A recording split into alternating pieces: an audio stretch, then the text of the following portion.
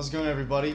Welcome back to the podcast here on the M3 network, where we talk about art house films and independent films, and I would include foreign films and other things of that nature, stuff outside of the true mainstream, the main cultural zeitgeist of films, if you will. And today I think I wanted to start with episode 1 of one series that I'd like to go through, which is my review and my sort of explanation and exploration of my personal collection of the Criterion films. So I decided the best way to go about this was to go alphabetically, starting at the beginning and just going through the entire collection. I have about 50 individual films, and then of course you can see the Bergman box behind me, and in the Bergman box there's another, I think, 30 films. So we'll take a whole episode just on the box alone. That'll be a long one, but that'll have to be after I finish watching all of the movies in there. Otherwise, I feel like that would be weird to talk about it. So without further ado, I think we should get started.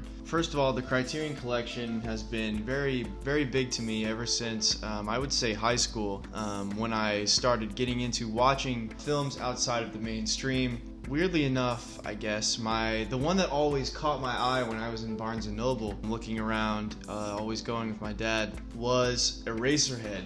David Lynch's Eraserhead, which I believe is from 1977 or something like that. And the title was so weird, and the cover art, the cover image was so weird of the main character, that I remember I was always just there was something about it that I just thought it was such a cool design, and I looked it up, and it was supposed to be a very weird movie. And so that was my first introduction to, I would say, really independent films and stuff like that. And my first dip into the Criterion Collection, again, was Eraserhead. I don't own that one. I want to get it, but there are a lot of others that, it's sort of you weigh the priority, and you're like, well, all right, which one would I rather have in the collection? And a lot of movies weighed up next to Eraserhead usually win out.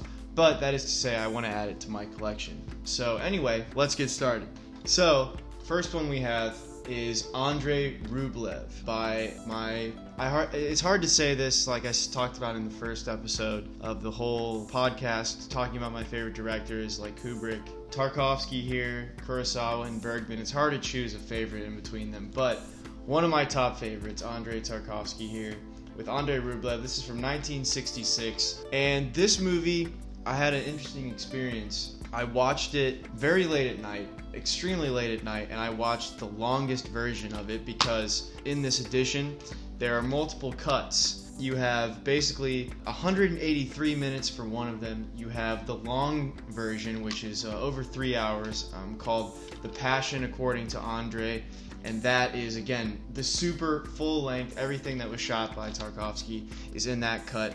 It says on the website that he actually prefers the 183 minute cut, but again, I usually like when I start with a film, I don't know what it is, I just prefer director's cuts, and I love director's cuts more than anything, so I always start with the longest version, the biggest version. I just think they're usually better. I enjoy them.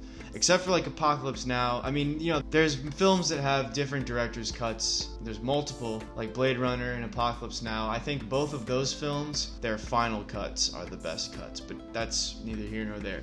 So, something about this, like I said, watched it late at night. I feel like I kind of dozed off at certain points. So I remember it a little choppy, and that's on me. But again, it's over 3 hours. It was super late. I just don't remember sections of it. But in any case, it's a really nice edition. I do have to say as well, I prefer the cover art of the original edition, which is got a simpler title. It's just kind of like a Times New Roman, and then it has the cover is an actual icon painting, a Russian Orthodox, Eastern Orthodox icon painting by Rublev himself, again, as the cover. So I think that this one, I don't know, it's really subpar, frankly, for the Criterion Collection.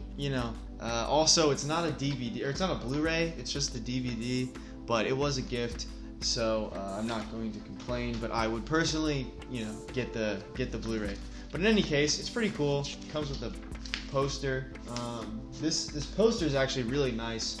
And I think it's better than the actual cover, even though it's roughly the same design. This one's just a little more interesting, but it works better as just a poster, and I think that, again, the original cover design was far superior. But in any case, as I fumble to fold this up, I of course highly recommend this film. Andrei Tarkovsky is a master of the cinematic art, and this is one of his earlier films. I think he reaches his stride in the 70s. You know, you have Solaris, Stalker, those two are incredible. And correct me if I'm wrong about other parts of his filmography. But in any case, like I said, Andrei Rublev, first alphabetical addition to the my personal Criterion collection. Highly recommend. I would say out of 10, I mean probably an 8, just because I need to see a second viewing to really lock in that score. But I'm gonna say probably an 8. So number 2 here. This one's big. I know Liam behind the camera has seen this one, and it's a doozy. This is truly one of my favorite films of all time. This is one of my favorite directors of all time. I love Lars von Trier. This is his film from 2009, Antichrist. This was an early addition, an early pickup for me when my collection was still very small, and I was looking up, just messed up movies, crazy films that are in the Criterion collection. I was also looking up horror films that were in the Criterion collection, and of course this came up because it is a horror film, although I hesitate to call it that because it, in a lot of ways, is its own film. And of course with Lars, you have insane, abstract, very psychological, and spiritual concepts being communicated. Of course this stars Willem Dafoe and Charlotte Gainsbourg, two of my favorite actors working. Charlotte Gainsbourg is just incredible, as is Willem Dafoe. I love them both so much, and their characters don't even have names, they star as he and she, as really these archetypal representations of the male and female psyche, the Jungian concepts of the anima and the animus, and all of these, again, complex, psychological things at play. This movie really impacted me, and I truly think Lars is one of the greatest filmmakers working, and one of the greatest filmmakers of the late 20th century and the 21st century going on, of course, right now. Highly disturbing, some insane body horror, but again, also super psychologically complex, and of course Lars' signature sort of Dogma 95 renegade type of style. He did sort of, again, pioneer a style that goes from highly cinematic, highly stylized shots to then a lot of handheld things to capture the rawness of a lot of human interaction that I think is incredible. And interestingly enough, this film, and I think it's truly beautiful and shows a huge influence on Lars, is Andrei Tarkovsky, and this film, I believe at the end, is dedicated to Andrei Tarkovsky. And you can really see his influence, Tarkovsky's influence on Lars in this film and in others, the way he truly takes cinema as an art form and takes it to its, in many ways, the peaks of the medium in terms of using the medium to tell a story, to tell it artistically, stuff like that. Antichrist, I mean, it's hard to give any film 10 out of 10, but I truly think it is incredible. You should watch it. So, number 3, we have An Autumn Afternoon. Okay, this is a 1962 film by Yasujiro Ozu, and this is my first Ozu film. He has, quite a few with the Criterion collection. Unfortunately, again, this is the only one that I've seen of his, and I sort of bought this as a blind buy because I love Japanese cinema. I love Kurosawa. I heard this guy is also a legend in Japanese cinema, so I had to pick it up. Beautiful design as well. The design of the piece, of the edition rather, really, I feel like goes pretty well with Ozu's style. This film is very, it's hard to say it's sad, and it's more of a melancholy. This film has a sweetness to it, a tenderness about an old man from lived most of his life in pre-World War II Japan, and now in the post-World World War II landscape, the United States, of course, occupying Japan and all of this stuff. This takes place in the 50s, I believe, or possibly contemporary, but I believe the 50s. But in any case, it follows an old man as he's struggling to kind of adapt to the more hustle and bustle world of a modernized, industrialized, westernized Japan. I mean, he's going through a lot of these changes. It really is the autumn of his life. It's not the winter yet. He's not completely old, but he's in he's in the season of change, leading towards winter, you could say, of life, which eventually leads to death. But in any case, he's in the autumn of his life, where his young daughter, she's getting married in the film, and that's a certain level of, even though he's mature, he's an older man now, he has to come to terms with things like this in his life. And again, it's a very tender film about just human interaction, familial love, all this type of stuff. And I really love it. I would say I mean, I give a lot of movies high ratings. When I really like it, it's a high rating. But I'd say this is probably a 7 out of 10. I really, really recommend if you're into Japanese cinema. And I would say this is a cozy film. You know, if it's a rainy day, you want to snuggle up, get your sweater, get under the blanket. I don't know. Really nice film. Really, really comfy film. Excuse me. Beautiful movie. Beautiful movie. So now, in the last one, this is the last of the A's. If we're going alphabetically, we have Autumn Sonata. And I'm going to touch on Autumn Sonata again when I get to the Bergman collection. But this was purchased before I received the Ingmar Bergman collection as a gift. So I just bought this film as wanting to acquire another Bergman film. And this is from 1978. This is later Bergman. It's now in color, 93 minutes long, so not too long. So this film is, again, dealing thematically with the seasons of autumn. It stars, Ingrid Bergman, for one. Of course, the co-star to Humphrey Bogart in Casablanca and many other films. An incredible actress. And this is one of the films where we see her back in, her native Swedish tongue.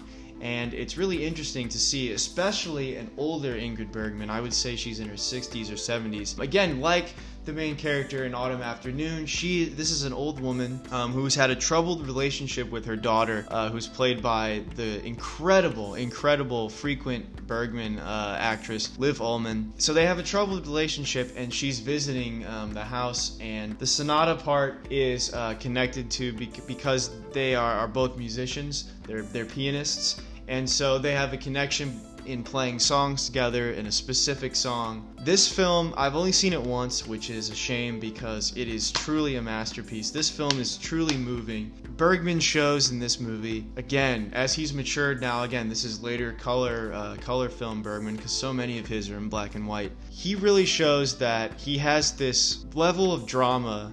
He's reached an absolute, he already had a mastery of it, but it seems like it's only improving. And he truly has mastered this type of drama where it can go perfectly on the stage, perfectly translated to the screen. It's so natural. The characters feel so real. You feel entire lives encapsulated in just 93 minutes, in just these simple stories. That, again, in Autumn Sonata is truly incredible. It's truly powerful about familiar relationships, intergenerational relationships. Again, just it feels so real. It's just about the problems between men and women, between parents. It's raw, it's real, but it's also beautiful, it's tender, it's sad, it's incredible. It's Ingmar Bergman. I don't know what to say. This movie is also, you could give it a 10, 9 out of 10, I guess, if people say there can't be a perfect movie. But in any case, so all of these films, and I'll go through it again, we have Andrei Rublev, directed by Andrei Tarkovsky. We have Antichrist, directed by Lars von Trier. We have An Autumn Afternoon, directed by Yasujiro Ozu. And we have Autumn Sonata by Ingmar Bergman. These are all incredible films from the Criterion collection. So, that's the beginning. That's the alphabetical section of the A's in my collection. I hope you enjoyed my commentary on them and me sort of giving you a review, giving you a breakdown. Hopefully, if you're into the Criterion collection, you will consider adding some of these titles to your own collection. Or if you've never seen these movies at all, you're not that into the Criterion collection, that's okay. These movies are available on other platforms. I know at least Autumn Sonata is on like HBO Max, so look for them in other places, but I highly recommend all these films. And I'm looking forward to next week. I haven't decided which series I'd like to continue with. I might continue with the Criterion review, but look out for the next episode of my podcast next week. Once again, thank you guys for watching. Tune into the other shows on the M3 network that are premiering every day, and I'll see you in the next episode.